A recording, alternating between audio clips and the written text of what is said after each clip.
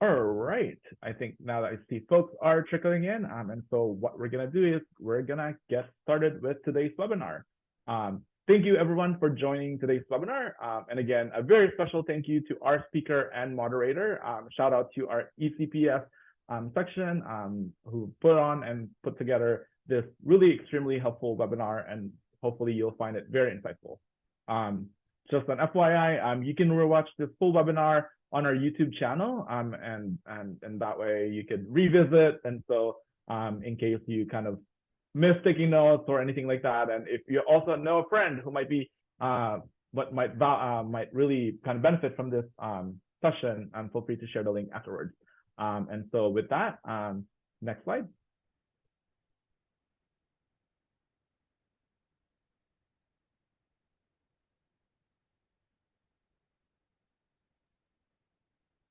And so before we begin, I want to give a special thank you to all our ASPB members who are attending today. Know that your membership dues help make this webinar possible. If you are not already an ASPB member, you are able to join with a special discount code %10 that will save you 10% discount on your registration. So if you're not a member yet, feel free to get registered and use that discount code to save 10% of your membership due. Next slide. As I mentioned, this is recorded, and we've had so many other insightful webinars.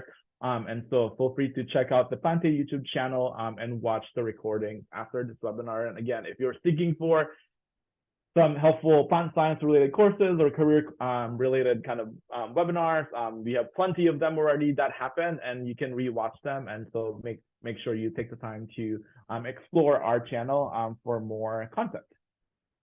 Next slide. Before we get started, I want to highlight a few housekeeping items to make sure that you get the most out of your time attending today's webinar. If you are experiencing technical issues, please let us know about those by emailing me at jpadilla@aspb.org. If you have questions for our guest speaker, please use the Zoom Q&A box. Our moderator, Taylor, will make sure that we'll get to those questions and essentially moderate those questions to be answered by our speakers. Without further ado, next slide. I am now going to turn it over to Taylor, who will be moderating today's session. Take it away, Taylor. Hi, everyone. I am Taylor Scroggs. I am a second-year PhD candidate at the University of Georgia, and I'm also Early Career Plant Scientist Section Vice Chair here at ASPB. Thank you so much for joining us today for our edition of What I Wish I'd Known When I Started Graduate School, presented by ASPB and webinar hosted by ASPB Early Career Plant Scientist Section. First, I wanted to thank ASPB for their support, and also our speakers that joined us today. These are all phenomenal scientists in our field, and we feel extremely lucky to have them here to give you some feedback. So I want to first just introduce all the speakers. So first we have Dr. Shirsa Pallet. She is a postdoctoral fellow at Cold Springs Harbor Laboratory. And then we have Dr. Emeritus Sigmund, who is a scientist at Bayer Crop Sciences. We have Dr. Al Myers, who is a NASA postdoctoral fellow at Kennedy Space Center. And then we have Dr. Patrick Thomas, who is a postdoctoral researcher at Penn State.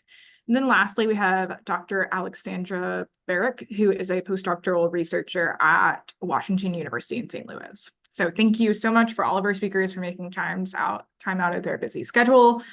And two other things before we get started. So the membership for ASPB Early Career Plant Scientist Section is only $5, so you can join and get involved. Right now, we have several ways that you can get involved in early career. One of them is on the ASPB standing committee. So you'll see that in ASPB Signal that you can get on there and apply to be on these committees. Then secondly, a great way to get involved with the ASPB and get your your hopes known is our voting. So our voting for both our president for ASPB as well as the secretary is going to be up in the next couple of weeks. So please keep an eye out on that. It'll be extremely important for early careers to get involved with voting. It's super easy to do. And if you have any questions about it, feel free to reach out to me. So with all of that, we will get started. Oh, and thank you all for coming. Yeah, so that was the last person I need to thank, all of you. So with that, we will get started. So kind of the way that this is going to work is you are free to answer questions or ask questions in the Q&A. From there, our speakers will answer them. This is going to be focused mainly on broad questions is kind of where we'll keep it.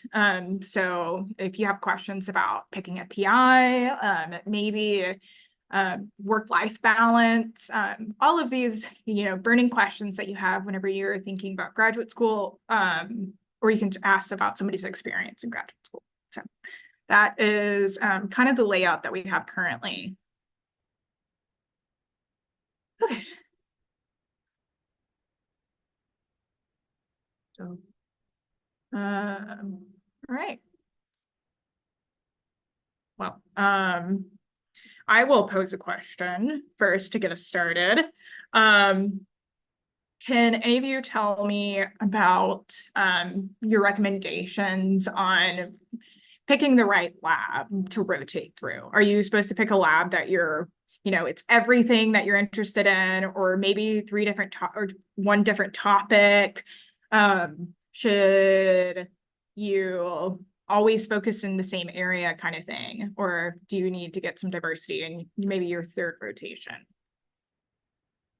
I'll start with that one. I think it really depends, and I think it really depends on where you want to end up.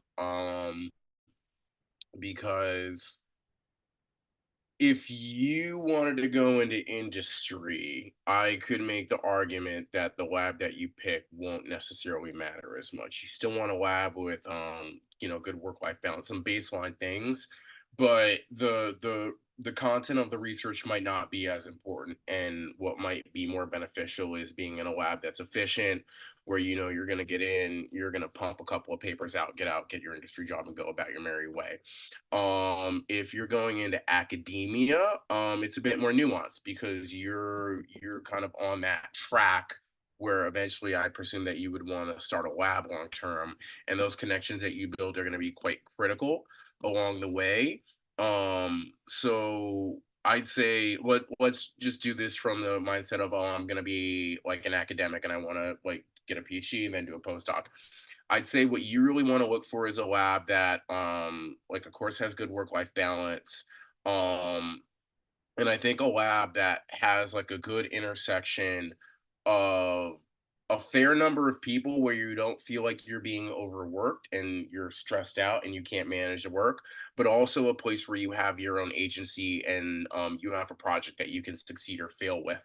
Um, because I think that it can go the wrong way either way. If you're in a lab where you're overwhelmed, you have all this agency, but you're not getting things done. And if you're in a lab that's way too big, you might be competing with people. So, I mean, those are some of the things that I would say, but it really, really, really depends on what people are looking for in their careers. On that note, I would like to say that if you are rotating, it's always a good idea to keep an open mind. I mean, you may have decided that, okay, this is the institute, this is the lab, this is what I want to do with my life. But have an open mind when you're rotating. Maybe try a couple of labs which are not directly linked to your area of interest. Maybe you want to do something completely different. And what if you end up really liking that lab and not the initial one you had in mind when you joined the program? You never know. Life works in mysterious ways. So try a couple of options, see what works better for you. Where do you think you fit in? Maybe some lab might have great, publication record, but once you enter, you may not be liking the environment or how the things are in the lab. It's a good idea to see if you are a good fit. That's why I think rotations are a great way to do that. Explore. It's a good idea to do that. Go, Mary. Go. Sure. I can add to that a little bit. And I think one of the important things to keep in mind is you're going to see a lot of really cool science, and it's easy to get distracted by like that shiny awesomeness of the science going on in the lab. But make sure that's not the only way you choose a lab, right? You want to meet, as you're choosing your rotations, as you're choosing a lab to like find a home in, consider the fact that this PI, whoever you choose, is going to have a very large amount of control over your life for the next 4 to 6 years. So choose a mentor. That's the biggest piece of advice I can offer. Choose a mentor in an atmosphere where you can see yourself thriving for the next 4 to 6 years. Because if you're miserable, it doesn't matter how cool the science is. So talk to the students, ask them very direct questions about things like how often they have FaceTime with their PI, how often they work late, how often they work weekends, how often they get to travel, how many people are on fellowship. You know, all of these sorts of things are important. And don't be afraid to ask about the financial situation of your lab, right? How often do people teach? Does the lab have a lot of grants? Do they have solid funding for the next 5 to 10 years? All of these things are important. And if someone gets offended by you asking that question, that's probably not a lab you want to go to. And the one thing I want to add, when you're choosing your rotations, and I have seen students do this, it might sound like no one would ever do it, but I've seen students do it. Rotating in a lab just because you want to try something, even though you know you're not willing to do it in your PhD. I've seen a computational student rotate in a lab that requires 40% bench work, and they are not willing to do any bench work. It's not worth using your time to rotate in that lab, because you know you will not choose it. You know you're not willing to put in that kind of work. So choose the labs that actually have a potential of fitting your interests. Yeah, and I'll just add that, not all universities actually do rotations. And so if you think that you are looking, as you're choosing a program, if you think rotations is something that you really want out of your graduate experience, that those are the kinds of things to look for as you're choosing a school as well. Does this program I'm entering actually offer rotations, or am I kind of joining one lab and that's where I'm going to be? I would also add, to piggyback off of the last two comments about rotations, they're quite helpful in another sense. There was a question here about like networking, and I think that's a theme that's starting to pop up about like building connections and things. It's also good because it's just another resource that you have in your journey to wherever you end up terminally, because you're just starting out as an early career person, and just having people in your back pocket that like, oh, I can go to this person for this or this person for that. Even if like you want to like do plant molecular biology but you don't want to do plant defense, there might be like a defense component of your dissertation. It's good to do a rotation in that lab if that's a healthy environment, because you never know what you might need from somebody. And it's always good to be able to just tap into people, because I mean that's literally what the university is. It is a resource for you to tap into to make knowledge. Great question in the chat. What are rotations? Sorry, we probably should have started there. So rotations is a system that many graduate schools use, where you spend a given amount of time in very different labs, and then you kind of choose which one, the PI, so the person in charge of the lab, and also you kind of make the decision that that's the lab you want to join. So you might try out, I don't know how many rotations you all did, a few different labs, then you kind of find the one where you fit. I personally didn't do rotations, but I did start in a lab and then decided that lab wasn't for me and went to another lab. So I kind of, I think how many rotations did you do? I didn't do rotations, and I strongly advocate for rotations now. I had a great PhD. I had a great mentor, but I still think I would have benefited from rotating and seeing the environment in other labs, understanding how other advisor student relationships work versus mentor relationships. And as someone who came from a European educational system into the US educational system, rotations are not a thing for us. The educational system is very different. So I think actually rotating to the labs would have been useful to actually get me adjusted to a PhD program in the US. I did too. And I went into the two rotations kind of knowing who I wanted to work for, and it didn't really change my mind. But at the same time, I would still recommend doing the rotations because it's still a learning experience and it gets you acclimated to like what different, as Alexandra said, what different expectations are to different labs. And again, you also just it sounds really basic. You meet people and you meet people who are good at things, and you never know where those people are going to be and when you might need to tap into those resources or when they might need you. So it's good to just objectively build your network out. I just want to make a really quick note as we finish this one up. That it's okay to not have decided where you're going yet, right? Like it's okay to not know what line of research you want to do or to change your mind. I went into grad school thinking I was gonna like do human research, and I found a wonderful plant lab. I really connected with the advisor and with the students in that lab and the atmosphere. I joined it, and all these years later, I work at Bayer Crop Science as a plant scientist, and it's amazing. I didn't expect to be here. And if you find yourself in a similar situation, like that's cool, go with it. If your interests change, let them. It's okay. Yeah, picking up on that, what Meredith said just now. So my background was in nanotechnology. I was expecting more to do stuff like nanomaterial building and stuff like that.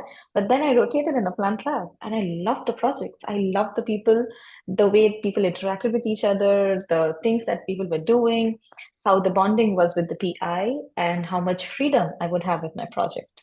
I would not be nitpicked, and I could explore opportunities if I wanted to. And overall, I decided that would be the place for me. That's what I would prefer to do at that moment, irrespective of what my background is. So yeah, things do change, and you should allow yourself that space that you know that you can at any point of time change. All right, thank you so much for that really great insight there. We have some questions popping off in the chat. So we'll start with this one. What are some ways you would approach graduate school with the intention of going into industry in terms of internships, skill building, priorities, finding different opportunities, etc.? Meredith, you may be a great person here to give some insight. Sure, yeah, I can start. I'll start with, I didn't know I wanted to go into industry when I started grad school. But I did do an internship at Bayer, and it didn't just get me one job, it got me two. So I highly recommend internships if you have the opportunity to do them. And I think that is a discussion that you might want to have with the PI up front when you're rotating in labs, when you're trying to decide, see if that's something that they support. Some PIs are like, absolutely not, I can't have you out of the lab for that long. And if you want to go into industry and you want to do an internship, I don't think that would be a good fit for you, that lab that doesn't allow you to do that.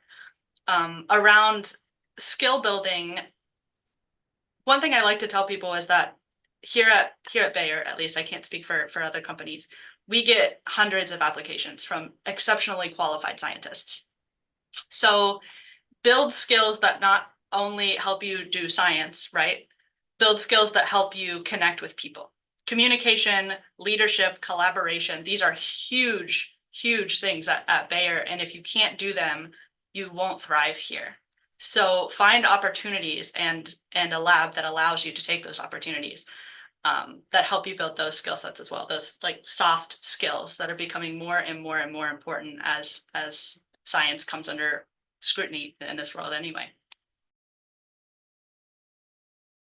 I would say as somebody who is in a lab that it took a bit longer to finish, go to conferences. You need to go to conferences. You need to interact with people, go to the booths, talk to people, ask about their company, ask what they do, follow up, build a rapport, because as you build that rapport, people will recognize your face, will recognize your name, and that's going to be the difference between you getting a job. I'm like in the process. I've like applied for a couple of jobs.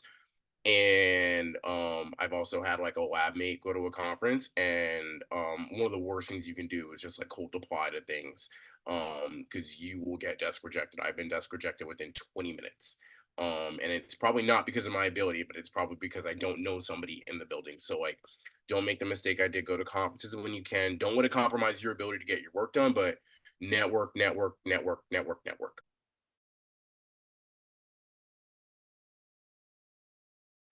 Anything else on that topic? I think we kind of got the most of it. I think there sorry, the question went away, but I think there were a couple other things in there. I'm not sure if we hit them all. I just want to support Patrick's comment wholeheartedly. It's so much about who you know. That's where my internship really helped me. And I have a lot of people just approach me at conferences because my badge says Bayer and ask a billion questions. And that's awesome. Do that. Always happy to talk. Yeah, mainly, I think we got most of it. It was internship, skill building, priorities, finding different opportunities. So there are several internships in industry that you can do. So those are always an option. So we'll keep on going. This is a great one and something that I was scared about whenever I first started grad school, which is what's an expected level of pre-existing theoretical or practical knowledge, especially if a rotation is in a field you haven't explored before. I absolutely love this one. I started my PhD program. I was one of the better students in my bachelor program back home. All of our grades are public, you know how everyone's doing. And I joined the program thinking I knew so much. And then I looked at people around me in the lab and I realized I knew nothing. So that being said, right, I had a very good foundation in molecular biology and genetics. I wanted to focus in gene regulation, so I ended up in a small RNA lab. The focus of your PhD lab and your PhD work is going to be so narrow that there's going to be so much you don't know. So I think regardless of what lab you end up joining or rotating in, you're just going to have to adapt and learn on the go. I don't think there's a good or bad amount of foundational knowledge. I mean, I'm assuming you're not coming from English Lit into a genetics program, but you know, it's just such a narrow, such a niche knowledge that you're gonna just have to learn on the go. Yeah, I think the biggest thing that somebody told me was by the end of your PhD, you're going to know more about your topic of interest than your PI ever will. So I will leave you with that. But are there any other thoughts about this question, or should we move on? Yeah, I think, you know, one of the important pieces of the early part of your graduate experience is kind of doing the reading, right? It's doing the background research. It's familiarizing yourself with the literature in the field. So I think most PIs, you know, they expect that that's happening in your first year, in your first year and a half. You're really kind of finding your way, getting immersed in the field in that way. So, you know, you should know some stuff, you know, do a little background reading or whatever. But, you know, that is part of your early graduate experience. Don't, you know, you're not expected to be an expert on day one. And if your PI does expect that, maybe find another PI. Oh, and I just want to add the rotation, you are not meant to have a finished project at the end of your rotation. I don't even think you're meant to have any meaningful progress in the project during your rotation. You're meant to get a feeling for the lab culture, for whether that lab is a good fit for you. Yeah, love that. Definitely that. Remember that as you go in your first year, because you'll feel like the whole world is around you and there's so much to learn. But remember where the expectations are. And I just want to touch on expectations just for a second, because it goes back to the first question and this question. Establish expectations with your PI. It's so important early on. Really set, you know, ask what's expected of you. It's a totally reasonable question. A lot of PIs actually kind of get it in writing, you know, whichever system works. But you know, how much time am I expected in the lab? How much time am I expected? You know, what do we have to do for classes, like all of those things, you know, just those conversations are really, really important. And any good PI will be happy to have that conversation with you. Great. That kind of leads us into another question that we have, which is related to the last question. What is the culture expectations around taking time off, and how do you balance this with research? The main things that I want us to maybe focus on or hint on here is having hobbies in grad school, maybe how you have a family in grad school, all of these different situations. So if anyone wants to start off here.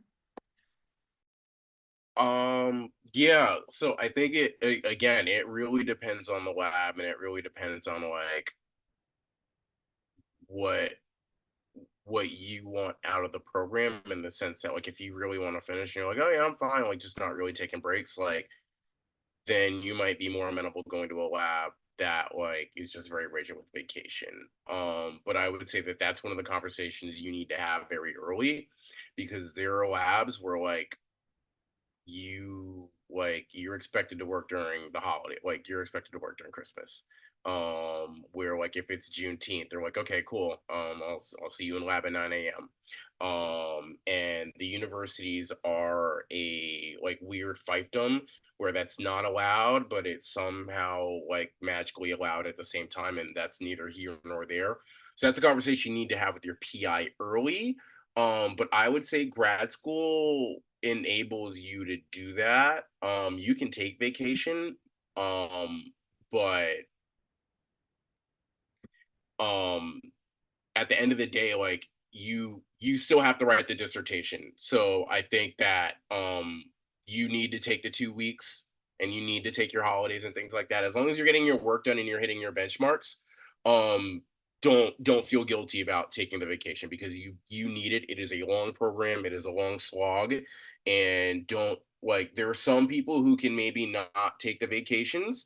Most of us can't do that, and you might even feel like you can do that now, and that's great. You might not feel that way in 2 or 3 years. So take your breaks. I think grad school is set up that you can do that. I think that departments can be better about it, but I think it's really a thing you have to be very careful about what lab you enter, because there are labs that literally are going to make you punch out a time clock, to say like I've been a lab from here to here, and that might not be somewhere you want to work. So, I- picking up, sorry, Go ahead. sorry, go ahead. I was just gonna support what Patrick said, in that it is very lab dependent. And in addition to asking the PI about this and having this conversation up front, which you absolutely should, talk to the students in that lab. Ask how often they take a vacation, because that's going to be real reflective on what you're able to do. And again, piggybacking off something Patrick hinted at, prioritize your own mental health.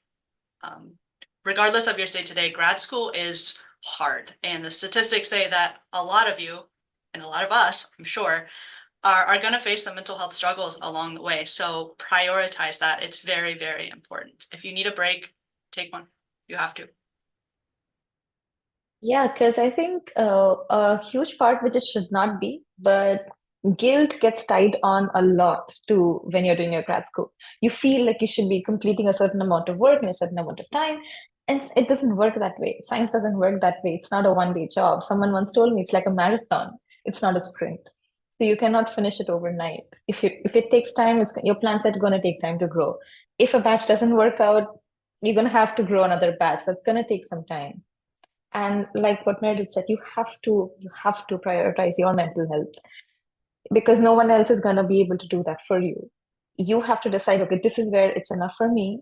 I take the day off and I go back home. Maybe it's not working out today. I can restart tomorrow. It doesn't have to always work. It's rare if it works. Like the failure is the norm, right? Usually things don't work and it's fine. But yeah, then again, you have to be in a lab where it's okay to fail. It's okay for things to not work out. And it's okay to say, hey, I'm burnt out. Maybe I want to take a couple of days off and, reorganize my thoughts and get back to it. So a supporting environment really does help, but you need to prioritize yourself for sure. Yeah, if you don't know the term psychological safety, Google it. It's very important, and that's really what you're looking for in a lab. Psychological safety basically means you are in a space that is safe enough that you can feel like you can speak up. You can ask questions, you can make mistakes, you can suggest things, and you're not going to be punished or ridiculed or criticized for it. So find a space that allows for that. And I'm an agent of chaos wherever I go. And I tell all the PhD students that I mentor that after their PhD, they will be great scientists, but they still need to be people, hopefully sane people. I don't know how sane we are. But to that, if you don't have your own agent of chaos, feel free to be one. Yeah, just want to emphasize the advocating for mental health during grad school, because I feel We don't always have active pressures, but there's a lot of passive pressures because we tend to compare ourselves to other people around us. You are your own person. You are living your own life. You have your own responsibilities and desires. If you don't want to come and work on the weekend because you'd rather spend it with your kid, go do that.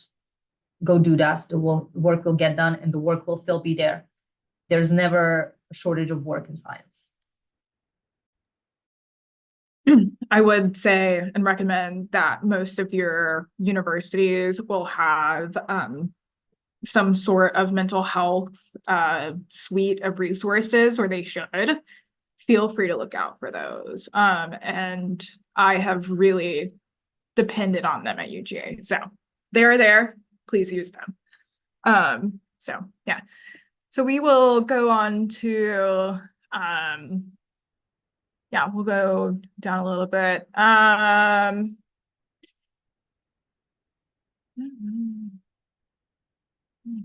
Okay.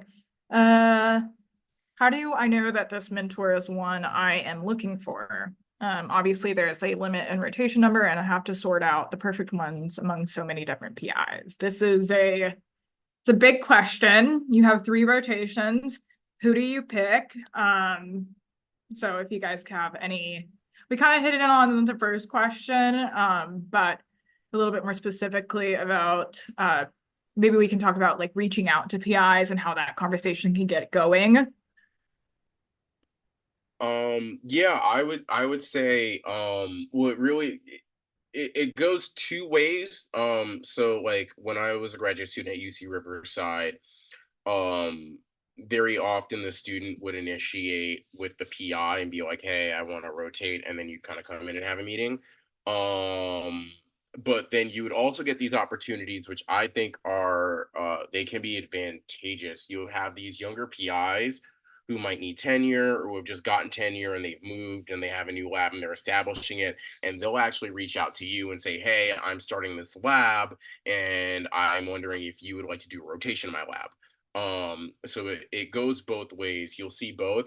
In terms of like if it's the right fit for you, I'll say one thing I haven't heard people say yet is make a list. I think I would do that before and after my rotations. I would make a list of the things that I think that I would want from my PI ideally, and then I would do my rotations, and then having my feet wet in a lab and understanding how that works, I would make another list. I'd make that same list again, and I would compare the two, and really reflect on how that's changed, because there might not be a lot of change, but if there is change, then that probably says that you've seen things in the rotations that have either been things that you're attracted to, or things that like, oh, now I know that I don't want that. So I think like constant self-reflection, like make a list and like just evaluate these people in an honest and fair way, with the understanding that like you're not going to bat 1,000, like you're not going to get the perfect PI, like these are people. So there might be some trade-offs, but there is a best fit. I don't think there's a perfect fit. There is a best fit. There is somebody that will like work really well for you. And I think for you to know that, you have to evaluate what you want. Right. There's the science, obviously, and you know that's sometimes pretty easy to figure out. You know, is this the kind of science? Is this the subject area that I want to be working in? And then there's the other piece. You know, how is your mentor? How well are they going to mentor? And you know, something that I've really found is important is you know, is that mentor prioritizing your development as a scientist? Because there are some not so stellar PIs out there that the research in the lab is the most important part. And you know, it's kind of this question of is the idea of a PhD to create science or to create a scientist? And you know, I think the best PIs really focus on creating a scientist and helping you develop in that way. And so finding somebody who you really feel is going to help you in that journey, I think is really what should be prioritized there. And no one probably wants to hear this, but maybe it helps lessen the pressure on some people. I have also met very successful PIs who have joined the lab, been in the lab for 3 years, and then realized, you know what, I don't actually like this. I'm going to leave and start my PhD all over, but I will join a lab that I know I will like because I've collaborated with them or I've known PhD students from there, and I can tell that's a better fit for me. And they have perfectly successful labs now, so it is okay to make a mistake, and you can change your mind later. Sure, it might add a year or two to your degree, but you'll be happier. I kind of started over a year and a half in, ended up finishing PhD in 6 years, which wasn't too bad, and I'm doing fine. Okay, that's great. So we'll move on to our next question. And I love this question because we talk a lot about networking and how that can benefit your career in science. But what do you do if you're an introvert and maybe talking to new people is a very scary thing? Do you have any advice or any ideas on how to deal with that? Or how to start a conversation when you are introverted? Can we do a show of Absolutely. hands of how many of us are introverts? Yeah, we've all been there. It's rough. We actually had a whole workshop around something similar last year at ASPB, and I think the biggest piece of advice I can offer you is work at being comfortable a little bit outside of your comfort zone, right? When you're completely comfortable, you're coasting, you're not really growing. If you push yourself outside of that comfort zone a little bit in small ways, you'll start to trust yourself more being outside of your comfort zone. Even if you're not completely comfortable, you have faith that you're gonna act in the best way. You have faith that you can handle yourself because you've practiced. So practice stepping into those situations little by little. Take an extrovert buddy if you can find one. That worked really well for me. And just practice. You'll get better at it. It will get easier. You'll find ways to make it work, but it's very important to get in the habit of networking, even if you don't like it. So one thing that I did, when I had to talk to new people, I would stutter. I could not, I would sweat, I would blush. It was horrible. But then what I started doing was that I would volunteer for these events during my grad school, like for, planning sessions, for hosting talks, for bringing people from different areas to come and give a talk. And it really helps because it may not be that you are directly communicating with them from the get-go, but then over the period of time, you're kind of building up your confidence, your skill set in which you can communicate with people easier now. And it's not going to happen overnight. It's a stepping stone. It's going to take time. And like it was said before that, you need to come out of your comfort zone. It's daunting, it's difficult, and it takes a lot. But then I think if you have to start. You have to start somewhere. Once you start, it gets easier with every step. And something I'll add there too is I find it so much easier to it's just talk to people at a plant conference because I can talk about plants, right? It's not like small talk anywhere else in the world where I have to come up with something to say. Like, you're talking about something you're actually really passionate about, and I think that's something that's sometimes missed in kind of the networking piece here is that we're all plant scientists, and generally I think we're easier people to kind of talk to in that way, just because you're talking about kind of common interests. So I think that's an important part. And if you're kind of nervous about getting out there and networking with folks, remember you're going to have the opportunity to kind of chat with somebody about something that you probably know something quite a bit about. So just keep that in mind too. I'll just add two things as well. One is you don't actually have to physically talk to the person. Like if you go to a talk and you like to talk and you want to ask a question, but that's just an overwhelming circumstance for you, that's fine. Like there's a thing called email. And you can email the person and just email them and say like, hey, I'm curious about this, yada yada yada. That's an option. The other thing I'll say is uh like let's say you're at a conference and you're stepping out of your comfort zone and you're interacting with people. um people know like you're playing the game like of networking and trying to advance your career. Like there's no shame in it. um And there's also no shame, like, in if you're an introvert and, like, let's say you're at a conference and you've spoken to a bunch of people and you're just burnt out and you're just tired and you're just like, no, I'm done. That is absolutely fine. Here, like as a postdoc, when I go to things, or I'm in the lab, like I'll interact with people, but like when I'm done, I leave and like that's it. I don't want to talk to people. I go to my apartment and I don't speak to anyone. And that's fine. That's I think just making sure you're aware of that clock and just knowing, okay, like it's getting to that point where I don't really want to be here anymore. I gotta like remove myself from the situation because my mood's gonna swing. Like it's fine. Just be self-aware of yourself. And just realize that like you don't actually have to physically talk to people. You can always email people after the circumstance. That's great advice. So we'll move on to our another question. So this one is, when do you decide or lock in on your topic for a thesis dissertation? Is it done after you complete rotation? And I will add another statement to this. What happens if you change your mind? What happens if your project, everything fails, and you need to come up with another idea your second or third year in? Is that okay? So the idea that I started my like the topic with, it's completely different to what's right now on my graduate thesis and what my papers are about. It's like there's a lot of difference because what I tried to do, it failed. Nothing worked. None of the experiments worked. I think in my third year, and this was this was when COVID was not even at the labs and all the plants died. It was horrible. I had to start everything from scratch, and it's fine. It works out. As long as you have backup options, you have viable backup options. You want to try and explore a couple of things. Your main project idea may not always work out.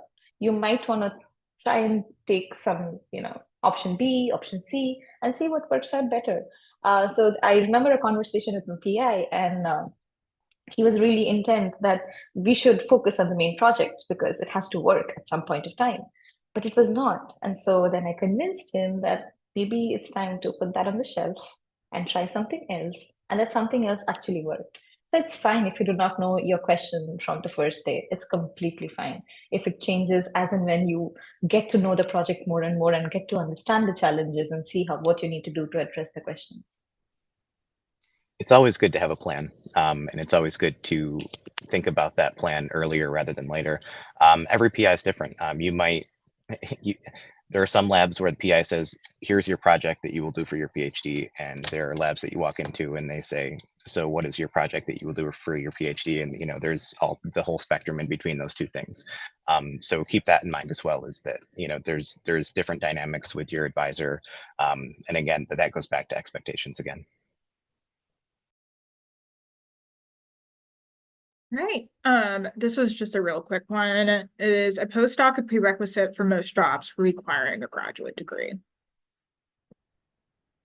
So, as someone who's postdocing right now, I'll say a postdoc is it feels like an extension of grad school in the best and the worst way. The best way in the sense that like you have a lot of the same, like the expectation is to publish papers, but without classes or teaching or like meetings or any of the bureaucracy. Like I literally just come in, I get to do research and then just like go home. On the flip side, you're in this weird spot where you're not quite a student, but you're not quite faculty or staff. So you get kind of like compromise of like benefits and access to resources. But I would say that a postdoc it's beneficial in the sense that you really get to change fields, and it's really an opportunity for you to either drill down on what you did in grad school or just do something completely different, and that could just open up another set of doors for you career-wise.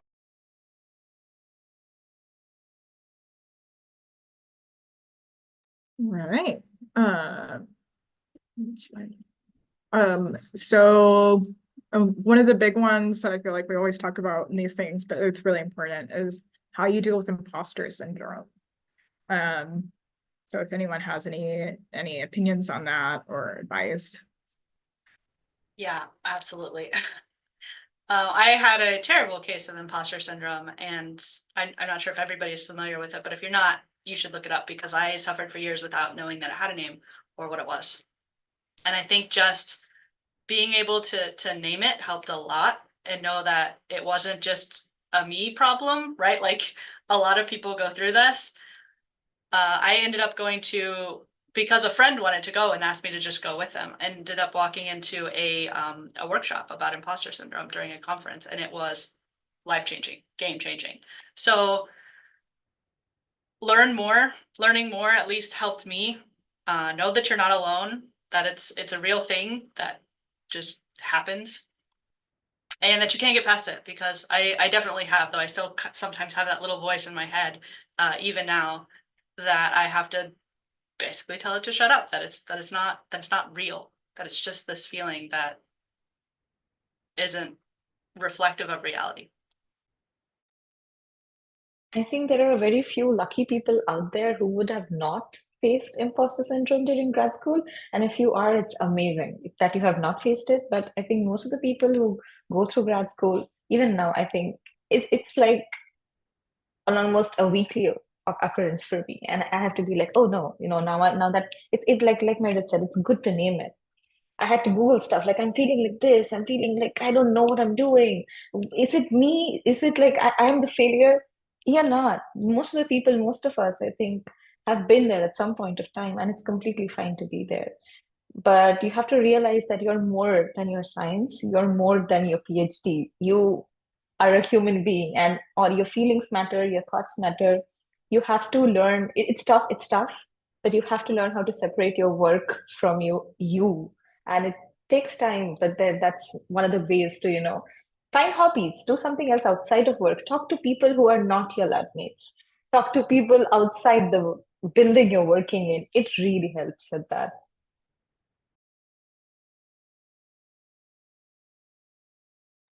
Yeah, that kind of leads me into another question.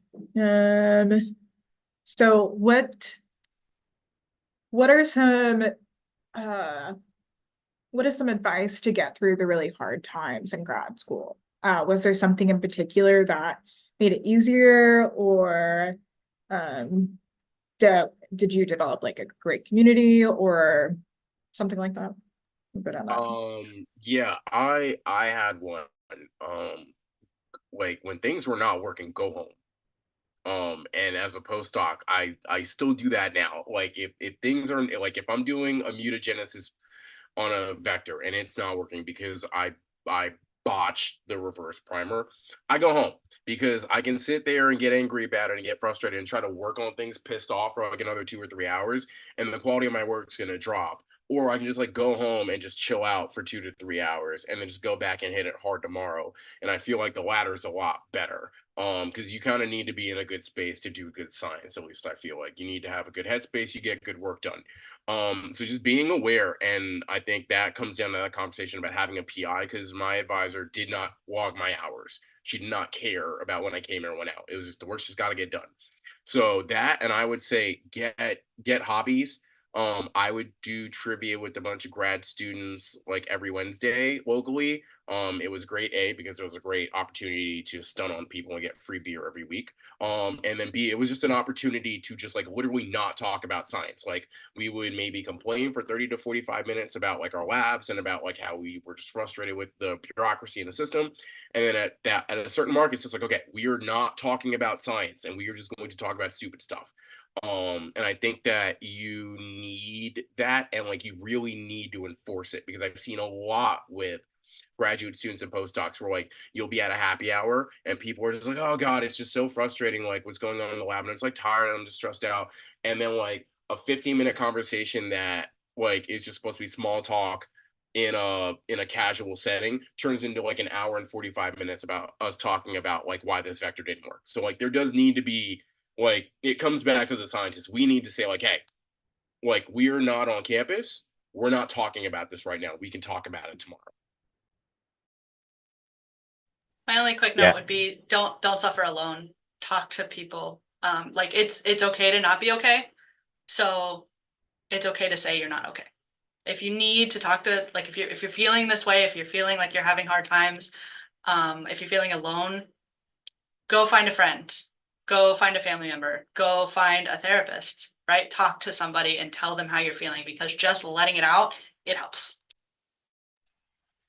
I would Yeah, like to add on, sorry. So I would like to add on to that. Sometimes it's quite difficult to, articulate what you're feeling. So you may not, people might be like, what's wrong? But you cannot bring it to words and be like, this is what's wrong.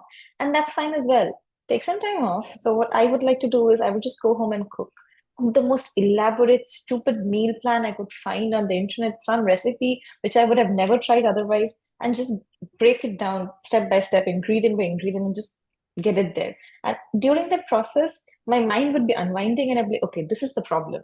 This is how I'm going to do the, talk to people or come to the solution. This is what I need to tell the people when I finally talk to them. And it helps to take that time out for yourself as well and just unwind. You need it. Okay, well, that's great advice. And the other thing that I'll just pipe in here is that eCPS is a really great way to broaden your community. So I've really enjoyed, and it's been really integral for me to have a community of graduate students that aren't just at my university.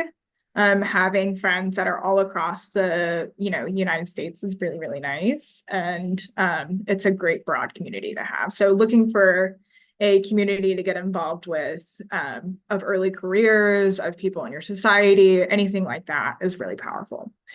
All right, so we are a little bit here, 10-minute warning. So we're going to try to go through as many of these questions as we can, but we're probably not going to have enough time. This is a good one.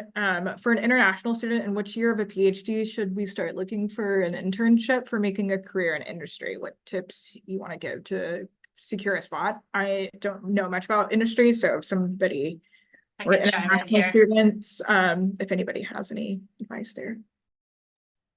I can chime in on the industry angle and slightly on the international angle. One mistake I've seen people make is they finish grad school and they think they need to do an academic postdoc before they move to industry. And in that time, they use the time that they have on their visa for working after grad school. At least at Bayer, it's very hard then to move into industry and get a new visa if that work time is gone, right? So my advice is move sooner rather than later if you're aiming for industry. Get that, get in the door before your current visa expires, because it's going to be much harder afterwards. And I've had friends who did that and then had to stay in academia until they got their green card before they could move. So do it early. You don't need a postdoc before you move into industry. Use that time wisely if this is where you want to be.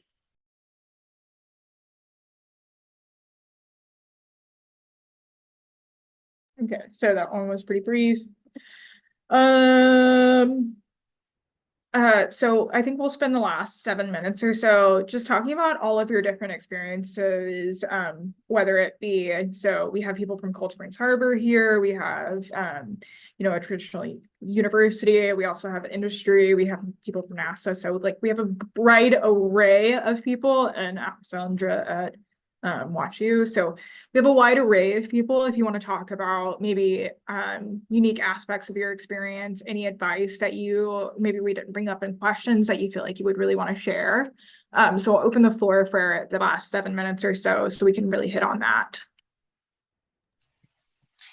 I think start by saying, we've done a bunch of these grad school panels before, and what always strikes me is they're all so different. Everybody, no matter who we have on the panel and no matter how many times we do it, everybody always gives a different answer, even if there's the same questions. And that just shows that everybody has a different experience. There are common themes, common threads for grad school in the sciences and life sciences, but everybody has their own path, and kind of the next step beyond grad school that you're thinking about.